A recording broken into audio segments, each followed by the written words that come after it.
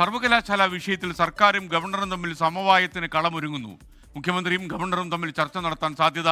കേരള സർവകലാശാല vice chancellor doctor Mohan Kunnummal ഉന്നത വിദ്യാഭ്യാസ വകുപ്പ് മന്ത്രി ഡോക്ടർ ആർ ബിന്ദുമായി ഇന്ന് കൂടിക്കാഴ്ച നടത്തി.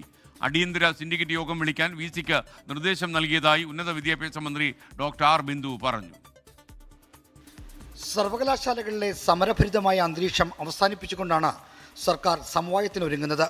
സർവകലാശാലകളിലെ കലാപാന്തരീക്ഷം ഗുണകരമാകില്ലെന്ന തിരിച്ചറിവിലാണ് സർക്കാർ സമവായ ലൈനിലേക്ക് എത്തുന്നത്. സമവായ നീക്കത്തിന്റെ ഭാഗമായി മുഖ്യമന്ത്രി പിണറായി വിജയൻ ഗവർണർ രാജേന്ദ്ര വിശ്വനാഥ് അർലേക്കറുമായി കൂടിക്കാഴ്ച നടത്തും. ഇരുവരും ഡൽഹിയിൽ നിന്ന് തിരിച്ചെത്തിയ ശേഷമായിരിക്കും കൂടിക്കാഴ്ച. ഇന്ന് രാവിലെ മുതൽ തന്നെ സർക്കാരും ഇടത് സംഘടനകളും സമവായത്തിന്റെ പാതയിലേക്ക് എത്തിയെന്ന സൂചന ലഭിച്ചിരുന്നു. പ്രതിഷേധങ്ങളില്ലാതെ കേരള സർവകലാശാലയുടെ വിസിയുടെ ചുമതലയുള്ള ഡോക്ടർ മോഹൻ കുന്നുമ്മലിന് സർവകലാശാല ആസ്ഥാനത്ത് പ്രവേശിക്കാനായതായിരുന്നു ആദ്യ സൂചന.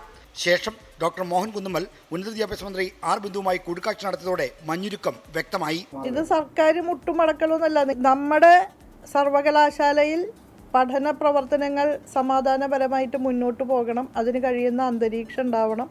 വിസിയുമായി ഏറ്റുമുട്ടിക്കൊണ്ടിരിക്കുന്ന കേരള സർവകലാശാല സിൻഡിക്കേറ്റിലെ ഇടതംഗങ്ങളുമായി മന്ത്രി ചർച്ച നടത്തി. ഇതും അനുരഞ്ജന നീക്കത്തിന്റെ ഭാഗമായിരുന്നു. അല്ല, ഞങ്ങളെ വിളിപ്പിച്ചിട്ട് ഈ അടിയന്തരമായി പ്രശ്നം പരിഹരിക്കണമെന്ന് ഞങ്ങളോട് ആവശ്യപ്പെട്ടു. ഞങ്ങൾ അതിന് തയ്യാറാണ്. സിൻഡിക്കേറ്റ് യോഗം വിളിച്ചെങ്കിലല്ലേ പ്രശ്നം പരിഹരിക്കാൻ പറ്റുള്ളൂ. അതുകൊണ്ട് ആരാണ് സിൻഡിക്കേറ്റ് യോഗം വിളിക്കേണ്ടത്? വൈസ് ചാൻസലറാണ്. ഗവർണറുമായി സമവായം ഉണ്ടാക്കാനായാൽ സംസ്ഥാനത്തെ സർവകലാശാല നിലനിൽക്കുന്ന പ്രശ്നങ്ങൾക്ക് പൊതുവിൽ പരിഹാരം കാണാനാകുമെന്നാണ് സർക്കാരിന്റെ പ്രതീക്ഷ. 24 തിരുവനന്തപുരം.